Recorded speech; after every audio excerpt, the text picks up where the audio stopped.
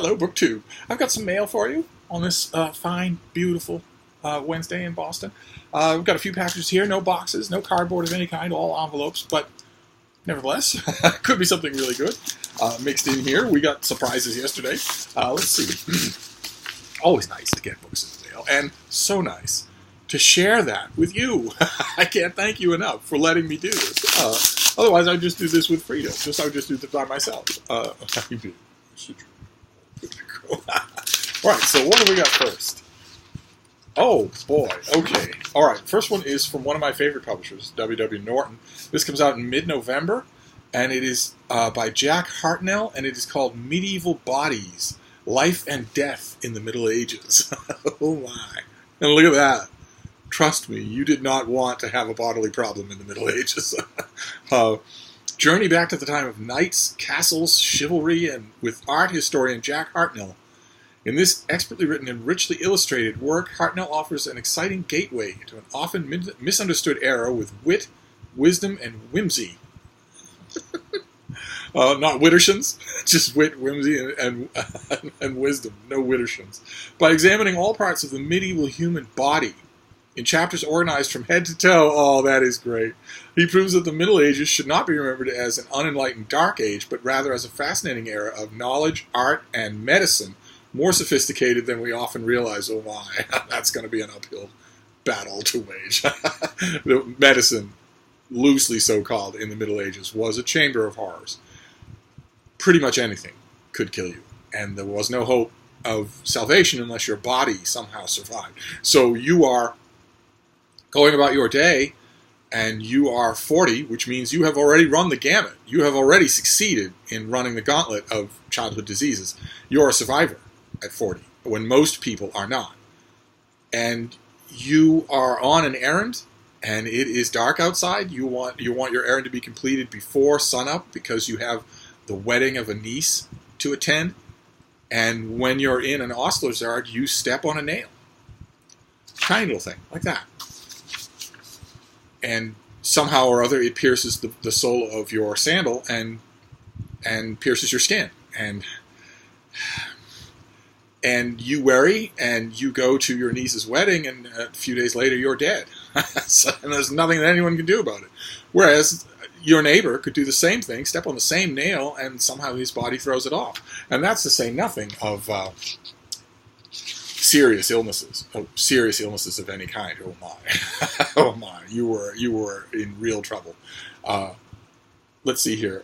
Touching on culture, art, food, medicine, travel, religion, lore, and sex, Medieval Bodies sheds light on the belief that shaped life between the end of the Roman Empire and the Age of Enlightenment. Wow, that's a long Middle Ages. Covering roughly 1,200 years and geography from the Middle East to North Africa, to the Mediterranean and Europe. Hartnell opens the medieval world to readers through rich and vibrant medieval art, original texts, anecdotes, and historical accounts. And he is, in case you were curious, he is a lecturer in art history at the University of East Anglia in Norwich. But he will be in the United States on publication of his book on a fellowship at the Huntington Library in California. Oh, that's quite a change. All right, well, what does that mean? Elaborate. Oh, well, okay, there isn't like... Ordinarily, with books like this, there is an inset of 6 pages or so of color illustrations. Looks like this is going to have color illustrations set throughout the book, just illustrating every point as it comes along. And Jack Hartnell is very young. Okay, fantastic. So a new lively book about the Middle Ages. I don't get me wrong. I also dislike the amateur historical shorthand that calls them the Dark Ages. There was quite a bit of light. There's never been any Dark Age. If by that you mean an absence of light, and if by light we mean humor, enthusiasm, intellectual inquiry, pushing back the darkness of ignorance. If that's true, then the Middle Ages weren't dark. And medieval has an unfortunate connotation in the present time. If you're doing something medieval, you're doing something crude. We shall see. It has an uphill battle, but we shall see.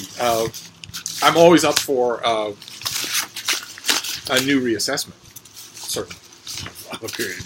Any period is fine by me. Oh, this next one's from Norton as well. Okay.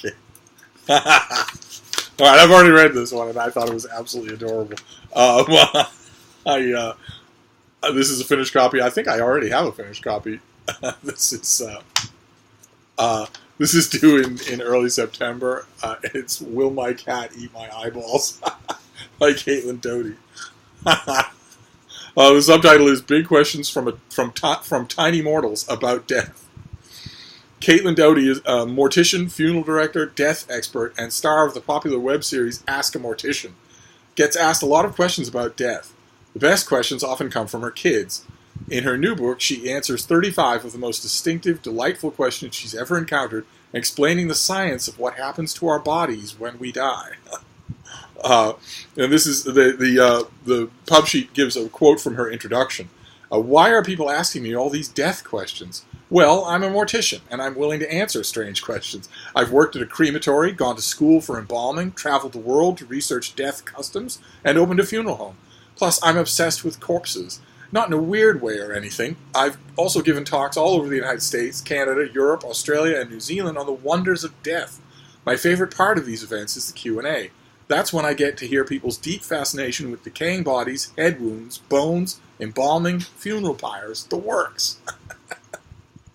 This book is a funny, offbeat, and sometimes gross tour of the practical aspects of what happens after a person dies, starting with the question posed by the book's title, "When I die, will my cat eat my eyeballs?" And in parentheses, the answer is given her. The answer is eventually yes. And my only correction to the author and to whoever wrote this pub sheet would be that happens immediately. Your cats are waiting for you to die. They hate you. Anyway, okay, so I have a finished copy of "Will My Cat Eat My Eyeballs?" All right, good. All right, let's move on here. Are you gonna eat my eyeballs, baby? Oh, are you? Look at this thing. I don't know if you can see it. This thing is sticking up like something out of Salvador Dali, and I don't know how to get it to stop. I'm going to have to cut it off because it's obstructing her vision, but I don't know what caused it in the first place. It's just like straight up like that. This is the wonders of having a hairy dog. I've never had a fuzzy dog before, so I'm learning all these things as I go along. Oh, great. Okay, fantastic. This is YA. And I'm glad that I have this. Good. I'm looking forward to reading it. This comes out in oh my God! This comes out on April 21st, 2020. That is the record holder. That is the farthest ahead that I have a book. Oh, I didn't know this was that far in advance. This is a young adult novel by Emily Wibberley and Austin Sigismund Broca called "Time of Our Lives." That is the cover. We're doing all right for lighting here, yes?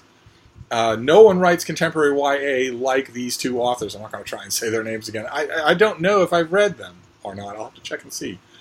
From Shakespeare-inspired rom-coms to their own personal love story, it's easy to see why they're the fastest up-and-coming author duo in YA space today. In their newest book, Emily and Austin... Oh, that's much better. Emily and Austin explore a period of time that YA usually misses, the transition from high school to college. So let's see here. The Fitz Holton waits in fear for the day his single mother's early onset Alzheimer's starts stealing her memory. He's vowed to stay close to home to care for her in the years to come, never mind the ridiculous college tour she's forcing him on to visit schools where he knows he'll never go. Interesting. So he's humoring her, but he intends to take care of her. And Juniper Ramirez is counting the days until she can leave home, a home crowded with 5 younger siblings and zero privacy. Against the wishes of her tight-knit family, she plans her own college tour of the East Coast with one goal: to get out. When Fitz and Juniper cross paths on their first college tour in Boston, they're at odds from the moment they meet. While Juniper is dying to start a new life apart from her family, Fitz faces the sacrifices he must make for his. Their relationship sparks a deep connection. In each other's eyes, they glimpse alternate possibilities regarding the big decisions of their life. Yeah, and that description is what drew me to this. But boy, oh boy, I put it mildly, I'm not going to be reading it anytime soon. I did not know this is the spring of 2020. The winter will be over. The winter hasn't even begun yet. It's still warm outside. Good Lord. All right, let's move on. What have we got next here? What have we got next, Salvador Dali? Salvador Doggy? Let's see. Okay, all right. This is a sequel of a kind to a book that we've seen already. We're going to see more and more of that on this channel if we go through new releases all the time. We saw this last year, or maybe it was the year before that. This author did a book on the Roman Empire, and here's another one. This is by Michael Kulikowski, and this is The Tragedy of Empire, From Constantine to the Destruction of Roman Italy. And he did The Triumph of Empire. Let's see here. A merchant ship from the Roman Empire has been discovered off the coast of Cyprus, a potential key to unlocking early international trade patterns. New scientific hypotheses suggest that extensive fire burning in ancient Rome may mark the origin point of human-triggered pollution. Reminders of this imperial power's legacy continue to emerge, yet the forces that led to the fall of one of the mightiest empires in the world are still subject of heated debate. In this book, the author traces 250 years of tumultuous Roman history from the reign of Constantine to the death of Justinian, from the Roman Empire at its late peak to its final breath. Okay. All right. Final breath is a little bit hard to diagnose, but that sounds fascinating. And this is a period of Roman history that doesn't get anywhere like the popular treatment, the frequent popular treatment that the period he covered before does. So how is this set up? This comes out in October. So we have, let's see here, Constantine, the failure of Julian the Apostate, the Valentiniani, Theodosius, and then do we have wow,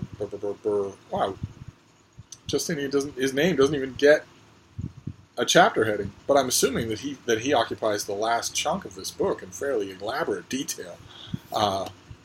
We'll have to see. I would love it.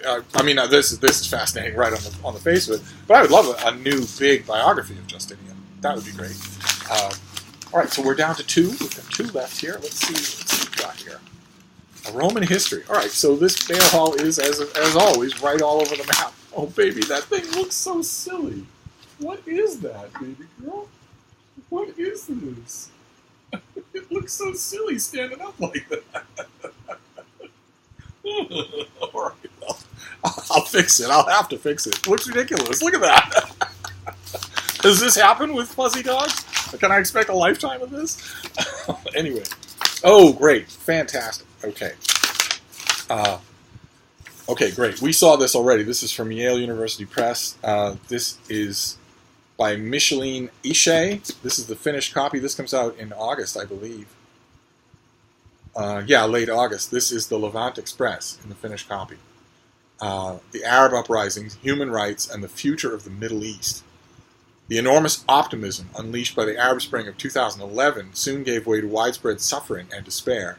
Of the many popular uprisings against autocratic regimes, Tunisia now stands alone as a beacon of hope for sustainable human rights progress. Libya is a failed state. Egypt returned to military dictatorship. The Gulf states suppressed popular protests and tightened control. Syria and Yemen are ravaged by civil war. And in this book comes out on August 20th. Micheline Ishay challenges the widely shared pessimism among regional experts and charts a bold and realistic pathways for human rights in a region beset by political repression, economic distress, sectarian conflict, a refugee crisis, and violence against women. Okay, I have the finished copy now, and that's going to be great because this is going to have an index and all of the apparatus.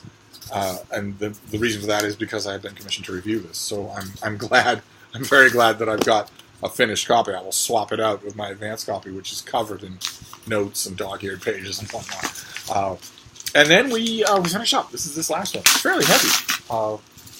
What would be so? It's big and it's heavy. Oh, oh, great. Okay, wonderful. No wonder this is big. This is big in every sense of the word.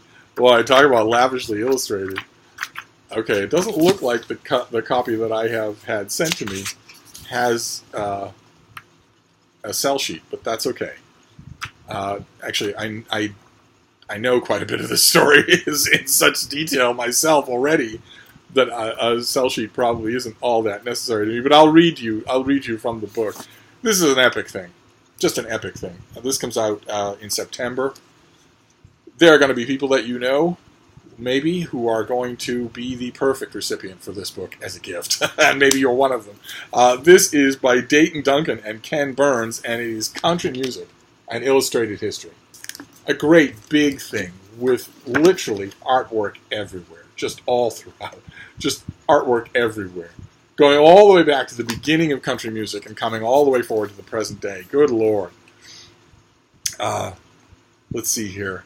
This gorgeously illustrated and hugely entertaining story begins where country music itself emerged, the American South, where people sang to themselves and to their families at home and in church, and where they danced to fiddle tunes on Saturday nights. With the birth of radio in the 1920s, the songs moved from small towns, mountain hollers, and wide open west to become the music of an entire nation. A diverse range of sounds and styles, from honky-tonk to gospel to bluegrass to rockabilly, leading up through the decades to the music's massive commercial success today. But above all, country music is a story of the musicians. Bless the two of them for saying that. Here is Hank Williams' tragic honky-tonk life, Dolly Parton rising to fame from a dirt-poor childhood, and Loretta Lynn turning her experiences into songs that spoke to women everywhere. Here, too, are interviews with the industry's biggest stars, including the likes of Merle Haggard, Garth Brooks, Rosanna Cash, and Reba McEntire. This has tons of rare photographs and endlessly fascinating anecdotes, and the stories in this sweeping yet intimate history will captivate longtime country fans and introduce new listeners to the extraordinary body of music that lies at the very center of the American experience. Someone will have to tell me, one of you will know, I haven't checked myself, I haven't dug around for this book, but is this going to be a new Ken Burns special? Is that why this book exists? Why would his name be on it otherwise, unless he's a country music fan? Ordinarily, he has a very focused view of his attentions and doesn't give them unless he's going to make a show. Is this going to be a Ken Burns show? Boy, oh boy. Oh, this is going to have so much in it that I know. I am a very big country music fan. I love it. And I love a lot of its modern iterations as well. I love. I know that a lot of country music, like all other longtime artistic venues, is full of people saying things ain't what they used to be. But I like a lot of the modern stuff too. Boy, oh boy. And of course, is there anyone alive in the world today with a pulse that doesn't love Garth Brooks? if you can hear a concert version of Friends in Low Places and not smile, at least smile if you don't start tapping your hand and singing along, then you have to check your heart rate. There's something wrong with you. and also, his songs straddle the old world and the new. They straddle. He's been in the business for so long that some of his greatest songs, some of the ones that are structurally, musically, emotionally so wonderful, are now completely outdated. Like Calling Baton Rouge, which is all about someone using all of his coins and the goodwill of an operator to use a public phone to call someone. There are no public phones anymore. It would be that song is now a relic of a different age. but Friends in Low Places, if you don't believe me, then you look for it on YouTube. I'm sure that there are concert footage. You have to hear the extra verse. You have to hear the extra verse in Friends in Low Places. So if you go on YouTube and you see a whole bunch of things saying this is the official recording, this is a studio recording, try and find a concert version. Boy, oh boy, okay, fantastic. Well, this is going to be great to read. I think I know a lot of these stories, but reading them again will be so much fun. And the illustrations in here, there's no way I can do them justice on this camera, but they are amazing. Just amazing. And like 5 of them on every page. Wow. Wow, look at that. Look at that. Elvis Presley and Johnny Cash. Wow, okay. All right, so that is our mail haul. Some distinct fun here. So we have Country Music, a great big illustrated volume coming out in September. It's going to be, do I have a price for this thing? It's going to be $55, but I can tell even from, oh no wait, okay, the book tells me this is going to be an 8-part series on PBS in September. So this is the companion book, much like the companion book, the baseball or the Civil War. boy, the soundtrack to this thing is just going to break. It's just going to be incredible. So this is going to be $55, but it's going to be worth it. You know that already. It's going to be worth it. So we've got country music. We've got the Levant Express, which I'm very glad to have in a finished copy, and I will sing out when my review goes live. Then we've got Michael Kulikowski's next book on ancient Rome. This is The Tragedy of Empire, about Constantine and then forward. We have The Time of Our Lives, by a writing duo who are apparently very popular. I don't think I've read anything by them. I certainly don't know their names on site. But the premise is what got me. These two young people on the cusp of adulthood who think they're facing completely different life paths. And you know that the book is going to complicate that, and I can't wait to see how. Then we have Medieval Bodies, which is... it takes you from head to toe, but it's not just going to be medical. It's not just going to be anatomical. It's going to deal with worldviews and eating and dancing and all that sort of stuff. And will my cat eat my eyeballs? Like Caitlin Doty. All the questions that you ever wanted to ask about dead bodies, but were perhaps afraid to. Great. So that is the mail. Oh, there's Salvador Doggy. Well, it's going to be different the next time you see her. I have to fix it. It's driving me crazy. And it's blocking her eyesight, so it's probably driving her crazy, too, in a low-key way, so I will fix it. But anyway, that is the mail for today. I will adjourn for now, but I will be back. Thank you, BookTube. I need to